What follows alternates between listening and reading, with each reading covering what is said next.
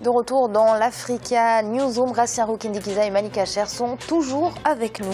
L'Éthiopie désignée meilleure destination mondiale de tourisme en 2015 par le Conseil européen sur le tourisme et le commerce. La nouvelle a été annoncée ce mercredi avec une croissance économique à 2 chiffres depuis 2009 et grâce à son potentiel touristique, l'Éthiopie attire de plus en plus de voyageurs mais aussi d'investisseurs étrangers. Idlet Mirabel Bissou.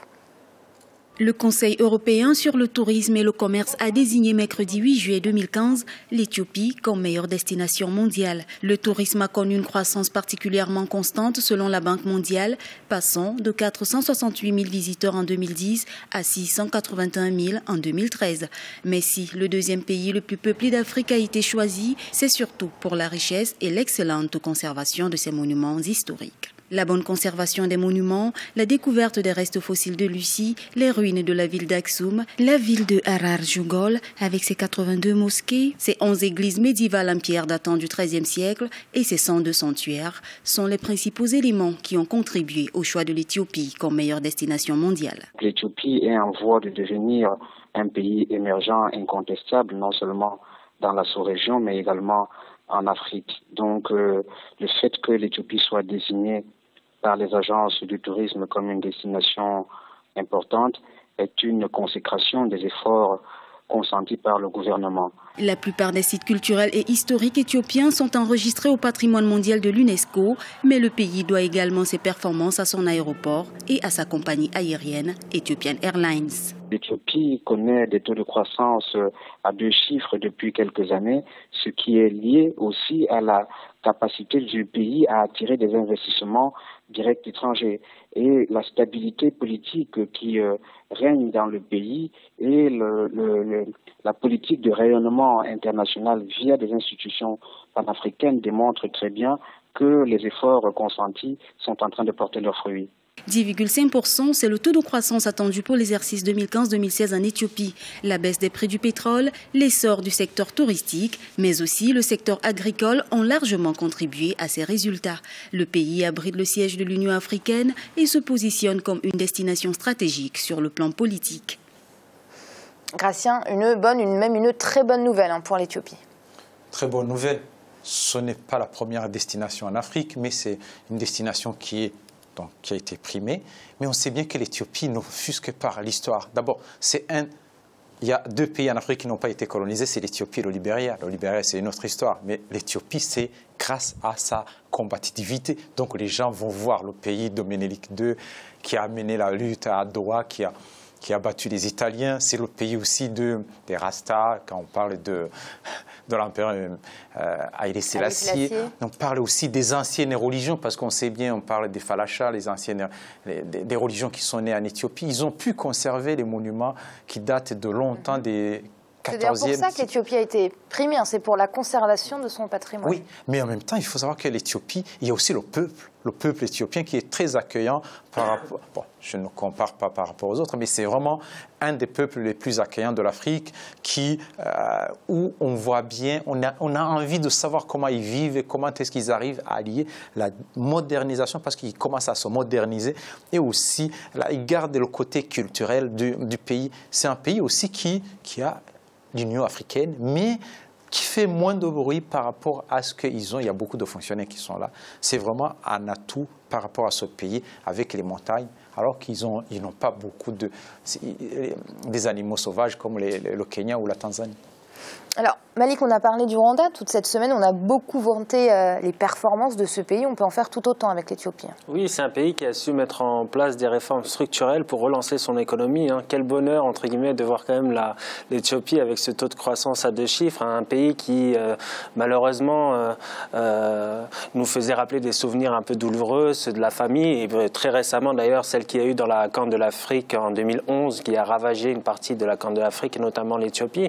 Donc oui, c'est grâce à un gouvernement aussi qui a su prendre de bons choix économiques, de libéraliser sans trop libéraliser de manière sauvage, qui a su vraiment relancer une économie qui était vraiment en panne il n'y a pas si longtemps que ça. Donc il faut féliciter l'Éthiopie et elle peut miser sur son tourisme. Justement, Gratien vient de révéler les sites incroyables dont dispose le pays et c'est un tourisme, je dirais, vraiment qui est vraiment complémentaire. Vous avez tout ce tourisme culturel, mais vous avez aussi le tourisme je dirais naturel, des réserves naturelles. L'Éthiopie possède d'atouts fantastiques dans ce domaine, et vous avez aussi le tourisme culturel, mais ça pour le mouvement entre autres Rastafari dont vient de souligner Gratien. Mais l'Éthiopie peut miser sur le tourisme comme vecteur de développement pour booster sa croissance économique, et je pense que le pays est sur la bonne voie.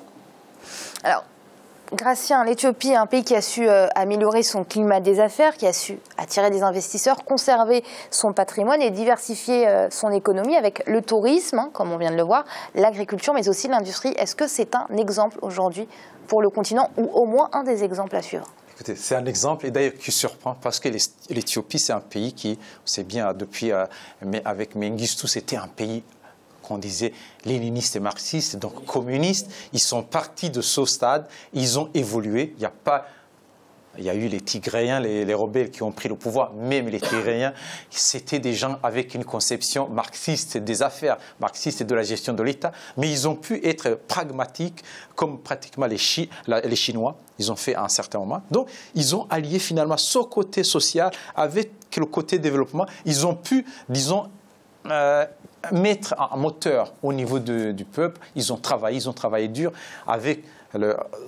dans une certaine solidarité, et voilà, maintenant ils ont eu une certaine croissance, alors que des pays qui misaient sur les affaires en tant que telles, sans miser sur le peuple, n'ont pas pu atteindre ce niveau de croissance.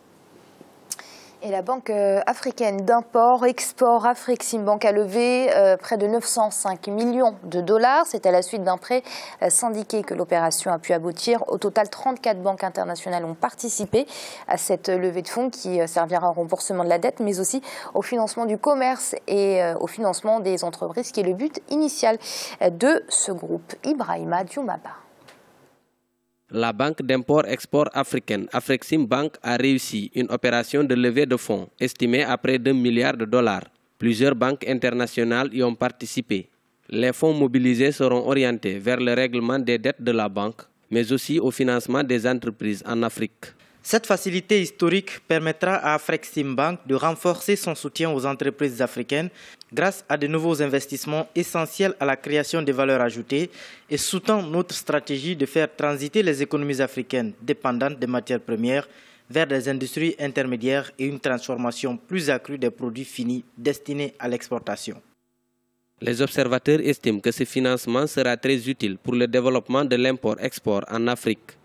Il permettra dans le long terme de booster les échanges et la croissance économique sur le continent à travers les richesses et les emplois que les entreprises vont créer. La croissance économique, elle est faite principalement par les entreprises du continent. Et donc, soutenir les entreprises du continent va dans ce sens. Étant donné de toute façon que pour renforcer ces entreprises-là, ce sera nécessaire de leur apporter un appui financier pour leur permettre notamment d'aller à la conquête de nouveaux marchés. Ce financement est une bonne chose et ça va permettre à ces entreprises de contribuer à la création de valeur. Afreximbank est une institution multilatérale panafricaine dédiée au financement et à la promotion du commerce intra- et extra-africain.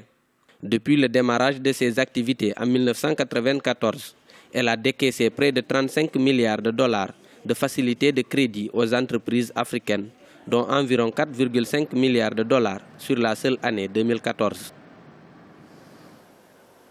Une belle opération, Gratien. Qu'est-ce que ça veut dire, que l'Afrique est un continent auquel on peut faire confiance aujourd'hui? Oui. Rappelez-vous ce qu'on disait hier par rapport à la Tanzanie, qui ne voulait pas lever les fonds parce que la Grèce connaît des problèmes. Et on voit bien une banque qui lève les fonds avec succès, même si la Grèce connaît des problèmes. C'est aussi parce qu'on fait confiance à l'Afrique. On peut ne pas avoir confiance à la Grèce ou d'autres pays, mais on a confiance à l'Afrique. C'est la base de la croissance, c'est le moteur de la croissance du monde les jours à venir.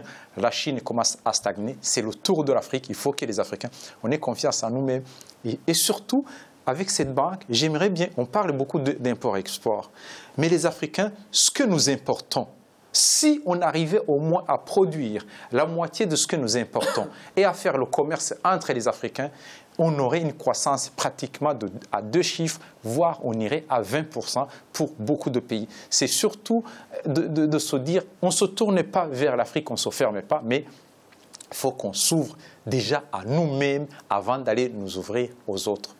Puis Malik, peut-être rappeler le but initial de cette banque, à savoir promouvoir le commerce intra- et extra-africain. On espère donc que ces 905 millions de dollars iront à la promotion de ce type de commerce, ce dont a besoin aujourd'hui le continent africain, clairement. Oui, clairement, c'est ce que les pays africains ont besoin d'échanger davantage entre eux pour créer cette croissance qu'on appelle toujours de nos voeux, la croissance inclusive. Les pays africains échangent plus avec les pays européens, par exemple, c'est une réalité qui ne doit pas se poursuivre. Et donc, le rôle de cette banque est très important pour permettre justement à des structures aussi d'évoluer et de passer aussi au stade industriel. On parlait de la transformation des produits finis, c'est une chose très importante parce qu'il est temps que les pays africains se rencontrent et échangent sur des produits qui peuvent échanger entre eux. Au lieu de se procurer des produits sur le marché européen, pourquoi un pays africain ne se tournerait pas vers un autre pays africain qui produit ce même produit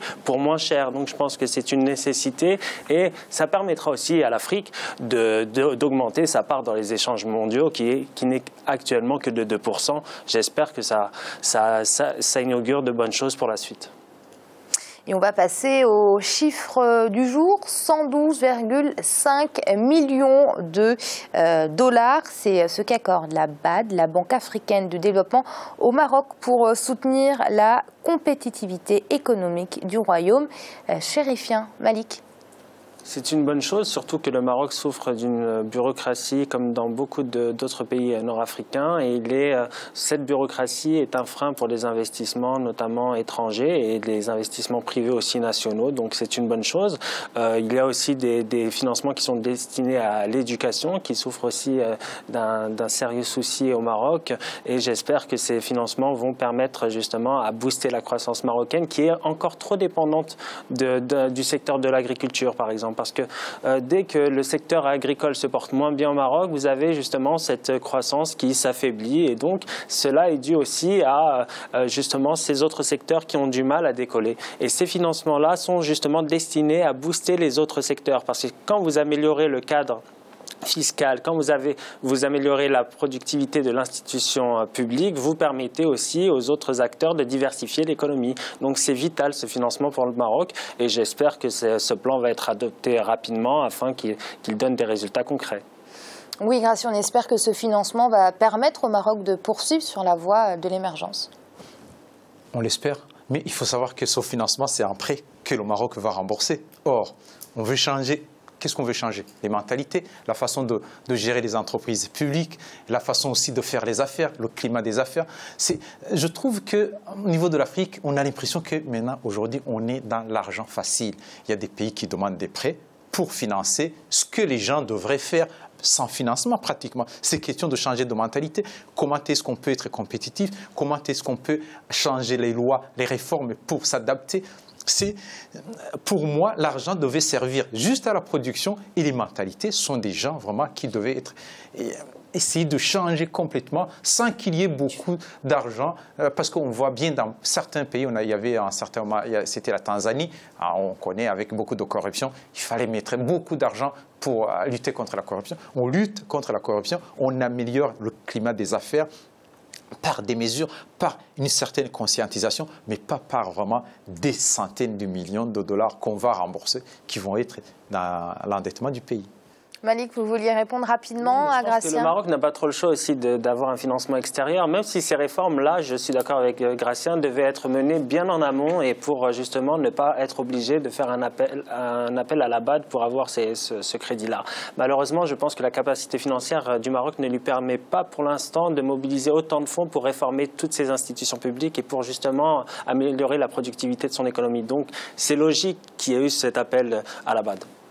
Merci Malik d'avoir été avec nous. Merci Amira, ce fut un plaisir et j'espère à très bientôt. Merci à vous Gracia. Merci Amira, bonsoir à tous. C'est donc la fin de cette émission, c'est la fin de cette semaine spéciale Rwanda, mais on se retrouve la semaine prochaine pour une nouvelle édition de l'Africa Newsroom. À très vite.